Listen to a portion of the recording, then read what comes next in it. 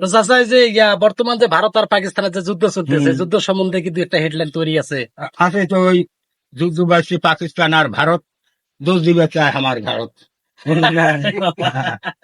মানে জিনিস হচ্ছে সরকার সতর্ক থাকা দরকার, এই নিয়ে তো কেবল। দর্শক, 2025 সালে একটা ঘটনা, আপনার চমৎকার একটা ঘটনা আপনারা শুনলেন।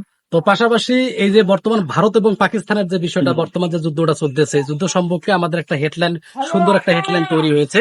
এবং পাশাপাশি পরবর্তী ভিডিওর জন্য আপনারা সকলে অপেক্ষা করবেন, যাতে কোনো ভিডিওটি, পরবর্তী যে ভিডিওটি গুলো আছে, খুব সুন্দরভাবে যেন আমরা আপনাদের মাঝে উপস্থাপনা করতে পারি।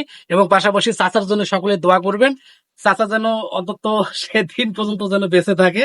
এবং পাশাপাশি আপনাদের সকলে দীর্ঘ কামনা করে আজকের মতো বিদায় নিচ্ছি। প্রতিদিনের মতো সাথে আছে আমি রিজল করিম, এবং ক্যামেরা পার্সন হিসেবে আজকে আমাদের বিশেষ ক্যামেরাম্যান হিসেবে আজকে আমাদের সাথে আছেন আতিকুর রহমান। সকলে ভালো থাকবেন, সুস্থ থাকবেন, সকলে দীর্ঘ কামনা করে আজকের মতো বিদায় নিচ্ছি। আল্লাহ হাফেজ।